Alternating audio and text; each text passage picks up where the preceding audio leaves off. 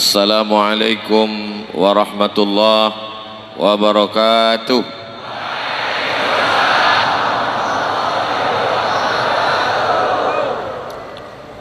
Alhamdulillahilladzi bi ni'matihi tatimmus shalihat. Wassalatu wassalamu ala sayyidis sadat wa ala alihi wa ashabihi ahlil fadaili wal karamat. Subhanaka la ilma lana illa ma 'allamtana innaka antal alimul hakim.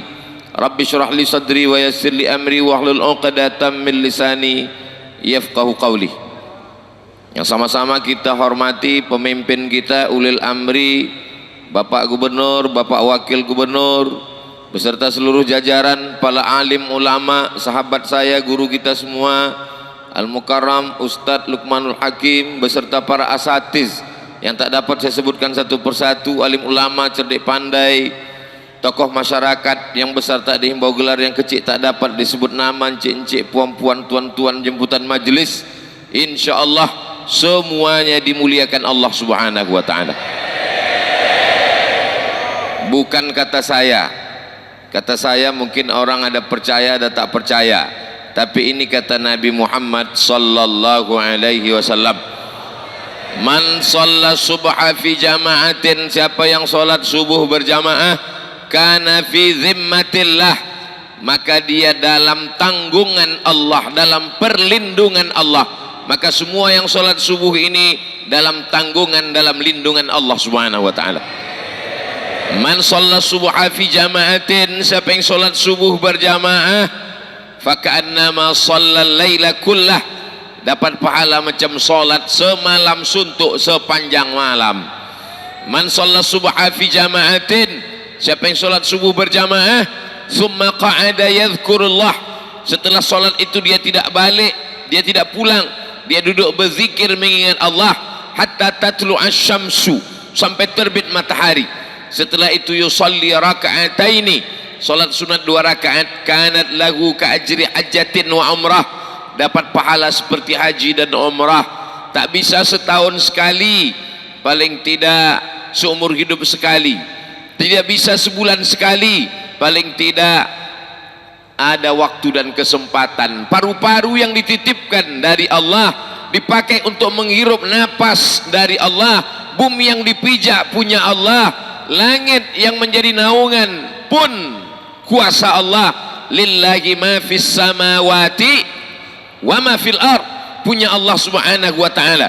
Maka orang yang paling rugi adalah orang yang tak pernah dipakai keningnya untuk menempel ke lantai bertasbih memuji Allah, orang yang tak pernah dipakai hatinya untuk merenung betapa banyak nikmat Allah, orang yang tak pernah dipakai akalnya untuk berpikir berapa banyak nikmat yang sudah dipakai, tak seimbang dengan syukur kita.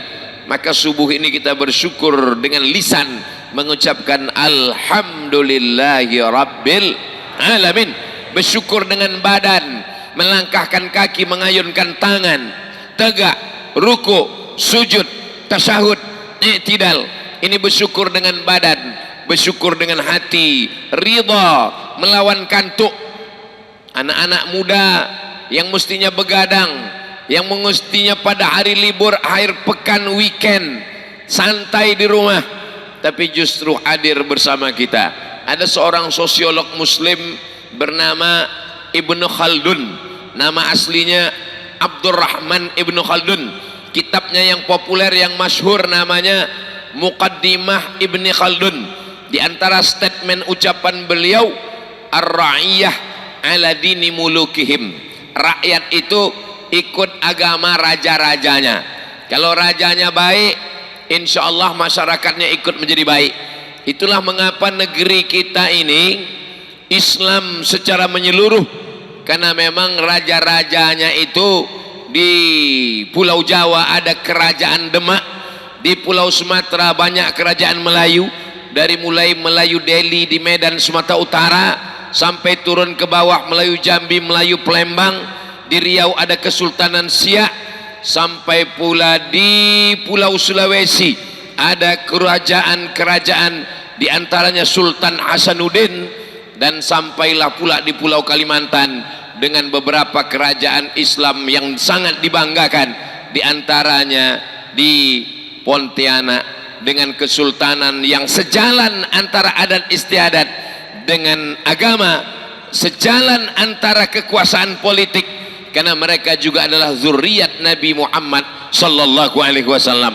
Dan sampailah hari ini kita diberikan, mudah-mudahan sampai hari kiamat diberikan pemimpin yang adil dan amanah insyaallah. Berapa kali saya datang, kadang kita datang ke suatu tempat itu sekali orang ramai. Kenapa? Karena dia cuma mau menengok ustaz itu tinggi apa pendek, gemuk apa kurus, hitam apa putih.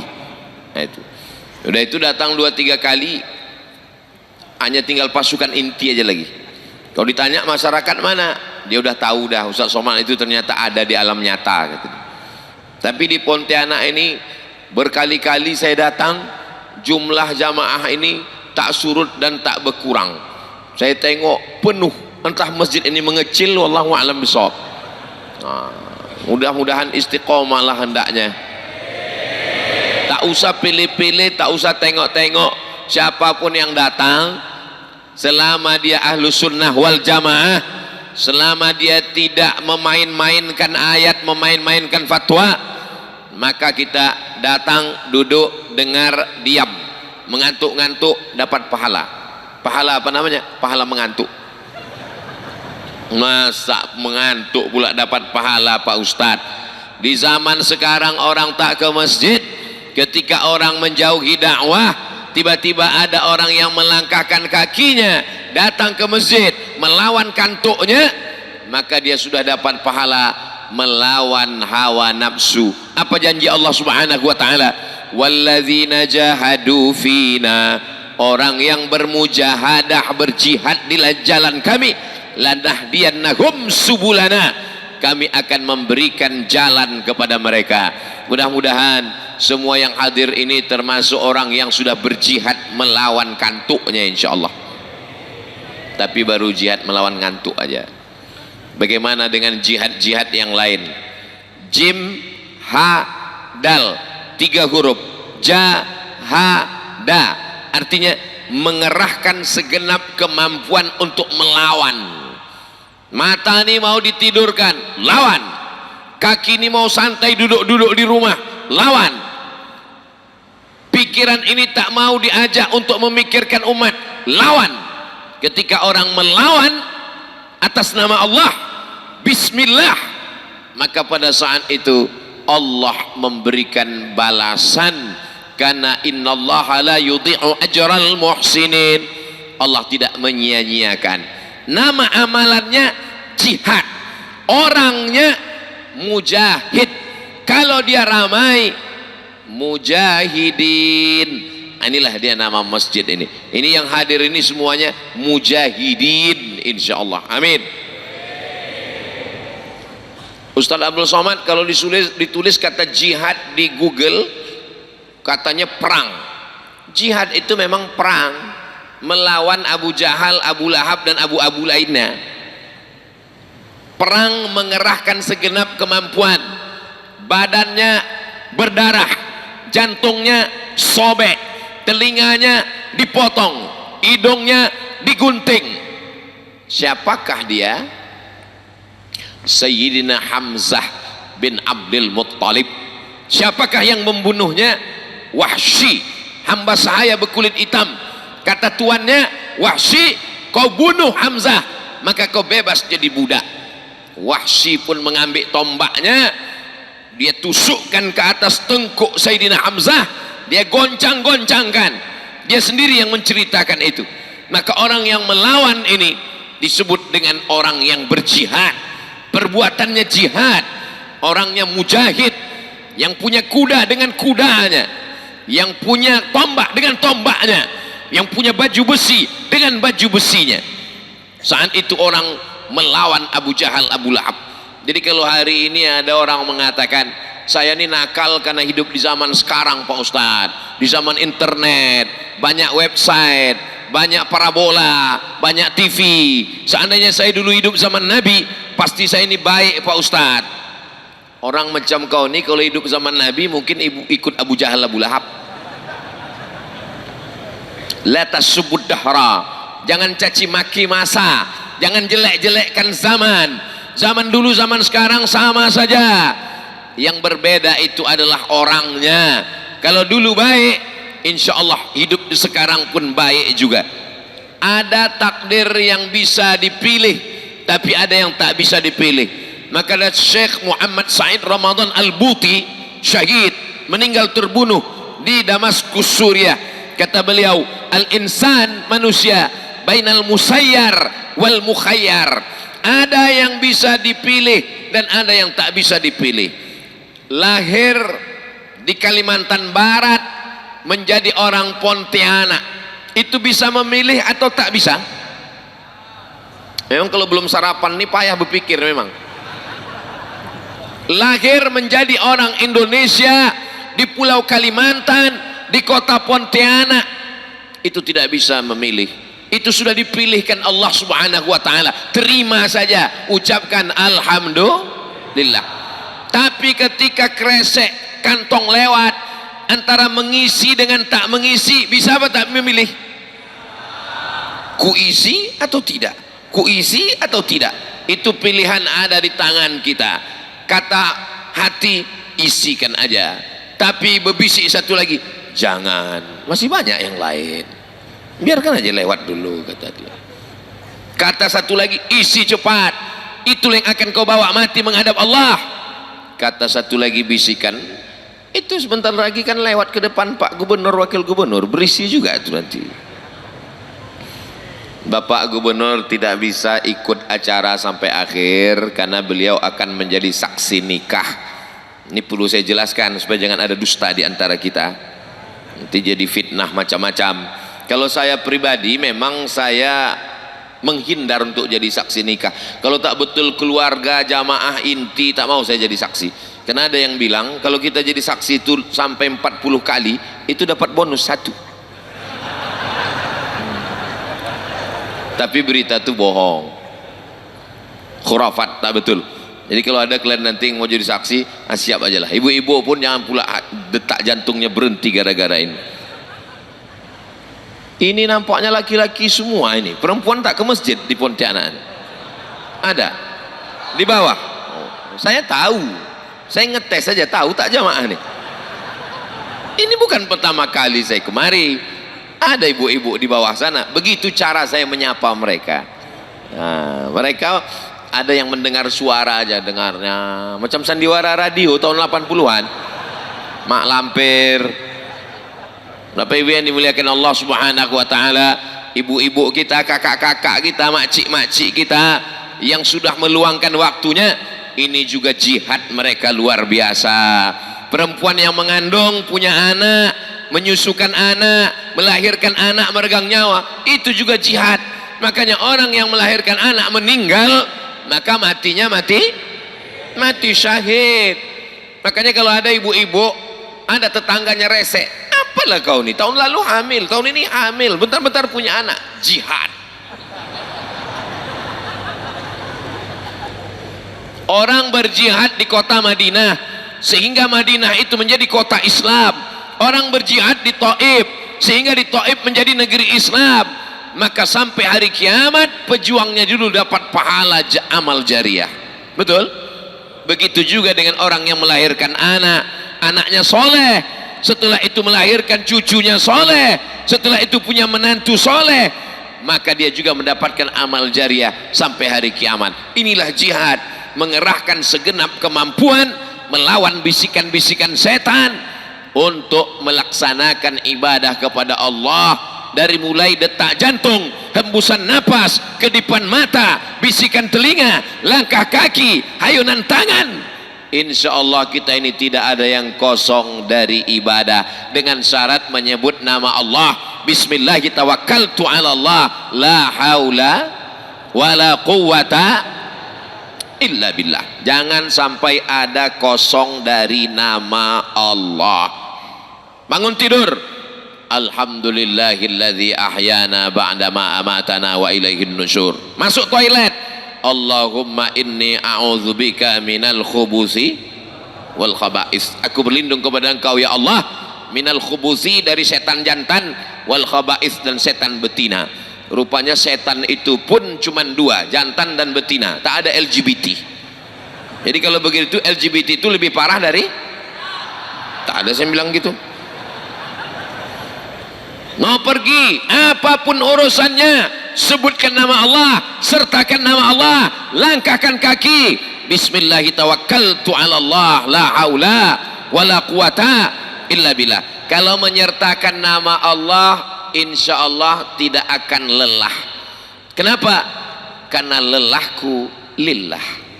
Dari mana dapat Ustadz kalimat ini? Banyak di topi dan baju kaos dekat Ustadz Luqmanul Hakim. Semua yang kita laksanakan karena Allah, tidak ada yang lelah.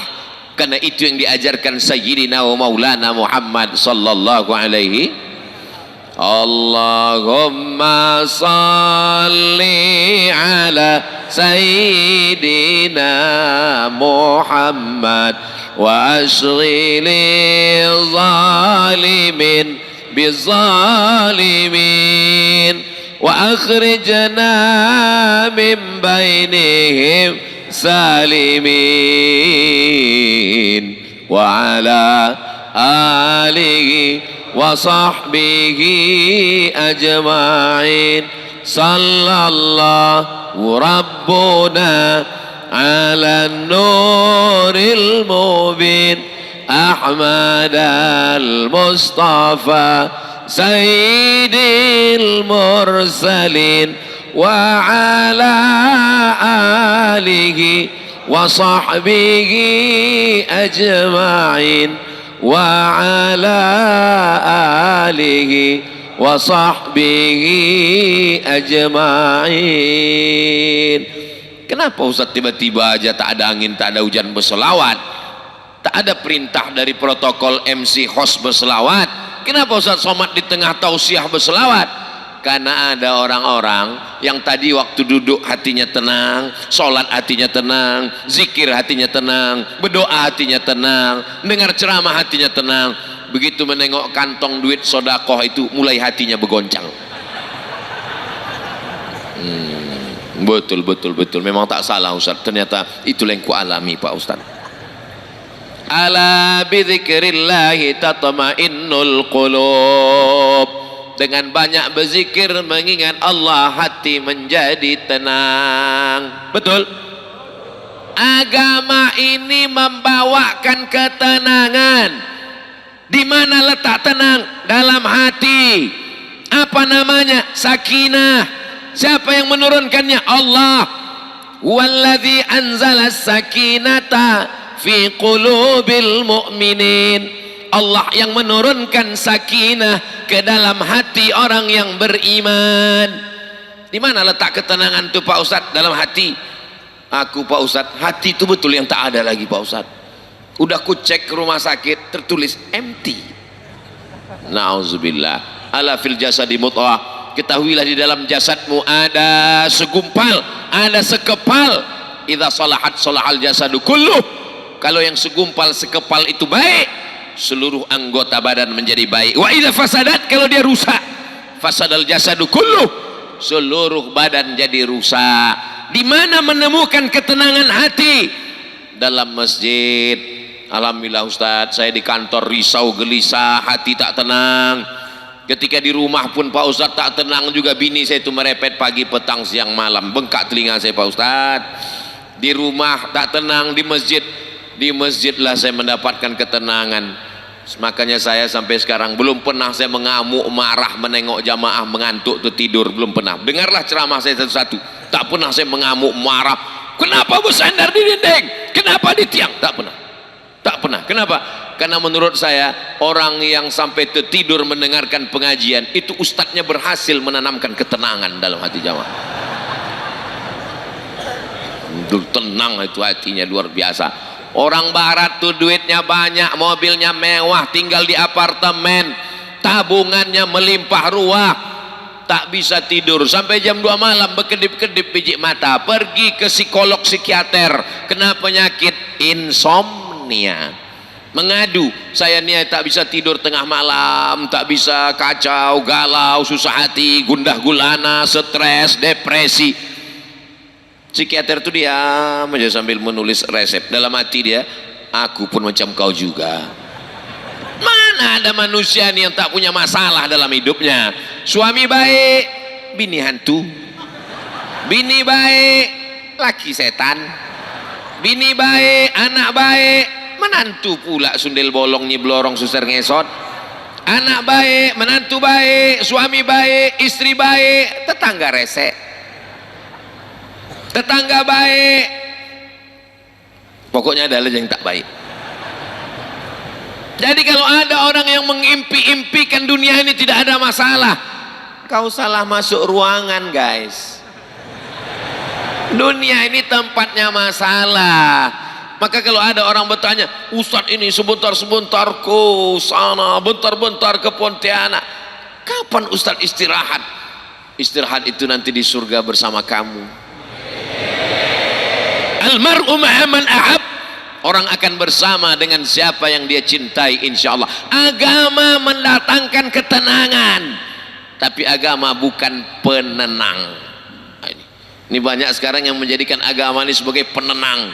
Makan haram, sikut kanan, sikut kiri, sundul ke depan, tanduk ke depan, menyipak ke belakang. Ini orang apa sapi kurban? Makan haram, makan riba, makan haram, lalu kemudian untuk menenangkannya, la ilaha illallah, astagfirullah. Istighfar tidak cukup untuk melepaskan dosa kepada sesama manusia. Sebesar biji sawi kau aniaya orang, sebesar ujung rambut kau makan harta orang, tak selesai dengan istighfar, mesti dikembalikan. Jadi kalau ada ustadz mengatakan, Ustadz dosa saya banyak, saya zolimi orang, saya aniaya orang, saya makan harta orang, cukup istighfar aja cukup. Ustadz hantu tuh. Astaghfirullah Rabbal baraya, astaghfirullah minal khataya, Rabbi zidni ilman nafi'a wa wafiqni amalan salihah. Ya Rasulullah salamun alaik, ya rafi'a sya'ni wa daraji, atfatayyaji ratal alami, ya uhailal judi wal karami, ya uhailal judi wal karami.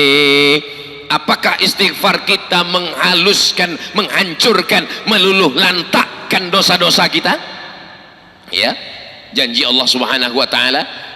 Janji Allah Subhanahu wa taala, Allah kalau sudah berjanji, innaka la tukhliful mi'ad. Tapi istighfar itu menghilangkan dosa kepada Allah. Dosa kepada manusia tak selesai, besti. Dosa kepada manusia kalau dia hak, ya Allah ampunkan dosaku, rantang kawanku 3 belum balik. Mana bisa menangis di pintu Ka'bah, ya Allah ampunkan dosaku ya Allah, sempadan tanah tetanggaku ku geser 2 meter. Mana bisa, sedangkan sejengkal aja sempadan tanah perbatasan pancang yang sudah ditetapkan kau geser, tuwiqa, dililitkan di lehermu, sab'i aradin, 7 lapis tanah akan menjerat lehermu. Alhamdulillah Pak Ustadz, saya tak pernah walaupun sejengkal. 5 meter Pak Ustadz, tahan kan di hadapan Allah Subhanahu wa ta'ala. Jangan jadikan agama sebagai penenang. Makanya ada orang yang mengatakan agama ini opium, agama ini candu. Siapa itu? Namanya tak layak disebut di sini. Majelis yang baik, tempat yang baik, pendiri komunis. Kata dia, orang kalau beragama dia seperti orang pakai candu, kecanduan agama, mabuk agama. Agama apa yang dia maksud? Agama yang menawarkan bisa suci hanya dengan bayar, bisa lepas dari dosa. Islam tidak demikian. Bisa dosa kita dibayar dengan uang? Tidak bisa. Sayyidina Maulana Muhammad sallallahu alaihi wasallam naik ke atas mimbar hari Rabu, Kamis, Jumat, Sabtu, Ahad, Senin meninggal. Hari Senin meninggal, hari Rabu Nabi naik ke atas mimbar. Man kuntu jalattu lahu zahran. Siapa yang pundaknya pernah ku cambuk, aku mau mencambuk kuda, ujung cambuk terkena pundaknya, sakit, tapi dia tak membalas, maka balaslah sekarang. Hadza zahri, ini pundakku, silakan balas. Man kuntu syatamtu lahu irdan. Siapa yang pernah ku caci maki, sumpah serapah, tersinggung, sakit hati, hadza irdi, ini harga diriku, silakan balas, kata Nabi. Falyastaqit minhu.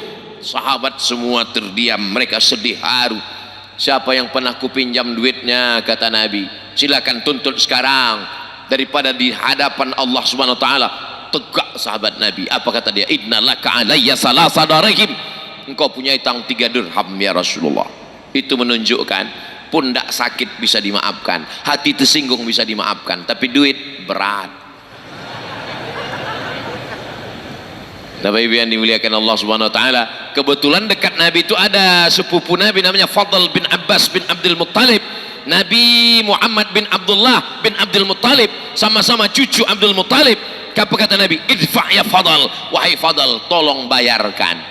Nabi pernah suatu hari sholat, Assalamualaikum warahmatullah, Assalamualaikum warahmatullah, langsung dia bergegas ke kamarnya. Jadi Nabi itu kalau jadi imam, kamarnya sebelah kiri, Nabi langsung ke kamarnya. Sahabat heran, kenapa Nabi tiba-tiba ke kamar? Rupanya ada ghanimah, harta rampasan perang yang belum terbagikan. Jangan pernah punya sangkutan dengan manusia, karena akan menjadi berat nanti di hadapan Allah Subhanahu wa taala. Sudah kusampaikan ya Allah, kalau masih juga ada orang sangkutan-sangkutan, nanti saya ditanya Allah, hai Abdul Somad, sudah kau ceramahkan? Saya kalau dengar ceramah Ustaz Somad itu menggelisahkan hati saya aja. Saya senang ceramah itu yang mengatakan semua dosa kita sudah diampuni, tapi saya banyak utang piutang, insya Allah selesai. Tapi saya banyak menganiaya, yang menzalimi orang, insya Allah Allah maafkan. Sejak kapan kau diangkat Allah jadi juru bicara tunggal, bodoh?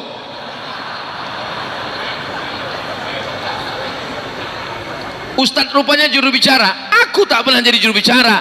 Saya membacakan ayat-ayatnya, saya membacakan hadis-hadisnya, apa yang pernah saya dengar dari guru-guru saya dulu, apa yang pernah saya baca dulu, itulah yang kusampaikan. Abdul Somad tak lepas dari silap, lupa dan salah. Abdul Somad pun akan dituntut di hadapan Allah. Berapa banyak hati yang tersinggung, berapa orang yang teraniaya, berapa orang yang terzolimi. Tapi insya Allah, karena kita takut kepada Allah, kalau terkait dengan harta benda duit kita bayar, kalau terkait dengan perasaan minta maaf. Jangan aku, jangan sombong, aku yang berkuasa, aku yang punya harta, aku yang hebat, aku tak perlu minta maaf. Siapa kita?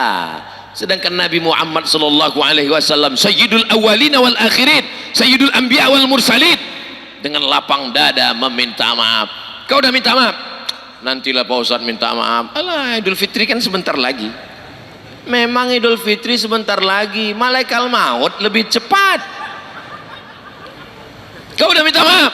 Nantilah Pak Ustadz, udah agak tua sikit, rambut memutih, udah mau pensiun, baru orang lembut hati. Yakin betul dia malaikat maut datang sesudah pensiun. Saudaraku yang dimuliakan Allah Subhanahu wa taala, jangan gengsi, lepaskan keegoanmu, minta maaf. Apakah Bapak Ibu jamaah hadirin hadirat, Bapak, Abang, Ibu, adik, kakak memaafkan silap salah Abdul Somad? Tak ada yang memaafkan. Saudaraku yang dimuliakan Allah Subhanahu wa taala, ini juga bagian dari jihad. Kenapa? Melawan ego, melawan hawa nafsu. Untuk apa Ustaz sampaikan ini? Kita sudah sampai di awal Sya'ban. Tak lama lagi nisfu Sya'ban. Nisfu Sya'ban itu insya Allah tanggal 7 Maret 14 Sya'ban malam 15. Apa yang terjadi? Ittala Allahu ala jami'i khalqihi lailatan nisfi min Sya'ban. Pada malam nisfu Sya'ban semua diperhatikan Allah. Oh, kalau begitu di malam lain Allah tak memperhatikan? Allah Maha memperhatikan. Tapi khusus di malam nisfu Sya'ban ada perhatian khusus. Fayaghfiru li jami'i khalqihi. Allah mengampunkan semua makhluknya yang berdosa pada malam nisfu Sya'ban. Illa, kecuali 2 orang. Yang pertama, musyrik, orang yang mempersekutukan Allah, orang yang masih kedukun, orang yang masih minta mantra macam-macam, orang yang masih menyembah pada berhala. Lata, Uzza, Manat, Hubal, Jibti, Taghut. Apa yang kau sembah? Pokok kayu, batu, lembu, hantu. Sedangkan kita insya Allah tak ada lagi orang Pontianak yang syirik, karena kita bertauhid la ilaha illallah. Maka amal kita malam nisfu Sya'ban diterima dan diampunkan Allah dosa kita insya Allah. Tapi ada satu lagi yang mengkhawatirkan tak diampunkan dosanya malam nisfu Sya'ban. Siapa dia? Musyahin. Musyahin, orang yang belum berdamai, belum bisa mendamaikan dengan dirinya. Sebelum kita berdamai dengan orang, kita berdamai dengan diri kita sendiri dulu. Berdua dia berkecamuk di dalam. Kata yang di dalam, maafkan aja. Kata satu lagi berbisik, enak aja maafkan. Orang yang dendam itu menghabiskan energinya banyak sekali. Yang pertama, mukanya mesti di setel cemberut macam jeruk purut, dipijak gajah, ditabrak truk. Sedangkan umat Islam dianjurkan tabassumika fi wajhi akhika sadaqah. Senyummu ke wajah saudaramu adalah sedekah. Ternyata setelah diteliti oleh para pakar-pakar dokter-dokter, untuk membuat wajah senyum cerah dengan mengkerutkan wajah, itu mengkerutkan, mencemberutkan wajah memerlukan energi yang lebih besar. Bayangkan kalau punya musuh 4, depan, belakang, kanan, kiri, cemberut, mengkerut, bekerut, hancurlah muka itu, habis energi. Tapi kita diajarkan untuk memaafkan. Pak Haji, anak Pak Haji dibonceng orang pakai rok pendek, kenapa Pak Haji tak marah? Udah saya maafkan. Itu bukan maaf, itu bodoh. Islam ini tidak menghilangkan marah. Islam ini bukan membuat kita menjadi bodoh. Islam ini menempatkan marah pada tempatnya. Ada saatnya kita marah. Laki-laki punya adik perempuan dibonceng orang tak mahram. Kenapa tiba-tiba Ustadz ingat ini? Ini hari nanti malam Ahad, anak lajang ini udah mulai servis. Masa jalan-jalan mogok di tengah jalan, knalpot yang sudah maka bapak-bapak, abang-abang, pakcik-pakcik, kalau sampai anakmu, cucumu, keponakanmu keluar rumah nanti malam, dayus, la yadkhulul jannata dayus, tak masuk surga dayus. Wa mad dayus ya Rasulullah? Siapa dayus itu? Alladzi la yagharu ala maharimihi, orang yang tak ada rasa cemburunya. Jadi agama ini bukan hanya menenangkan, tapi dia membuat menggelisahkan. Kenapa adik saya tak berjilbab? Kenapa anak saya belum pakai baju kurung? Kenapa keponakan saya belum pakai hijab? Menggelisahkan. Tapi gelisahnya karena Allah. Adapun anak muda yang selalu gelisah, waktu sedang di sekolah gelisah nanti gimana kuliah, sudah kuliah gimana kuliah nanti selesai, setelah selesai gimana nanti punya istri, setelah punya istri gimana nanti punya anak. Mau sampai kapan kau begini? Akhirnya semua naik, asam urat, asam lambung, asam pedas naik semuanya. Ada kita disuruh tenang, semuanya kita sangkutkan kepada Allah. La haula wala quwata illa billah. Tasbih dalam gelap malam, dalam gelap perut ikan, dalam gelap laut, 3 gelap, malam gelap, perut ikan gelap, laut gelap, bertasbih la ilaha illa anta subhanaka inni kuntu minaz zalimin. La ilaha illa anta subhanaka inni kuntu minaz zalimin. Nabi apa itu?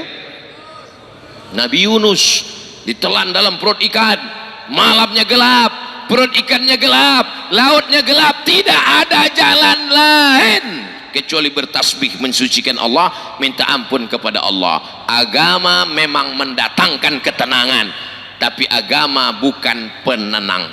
Yang suka buat baju kaos boleh ditulis, agama memang mendatangkan ketenangan, tapi agama bukan penenang. Tapi kalau punya baju kaos yang bertulis-tulis, janganlah dipakai sholat ke masjid. Takutnya jamaah di belakang menengok, tengok, ceramah Ustaz Somad nih gitu.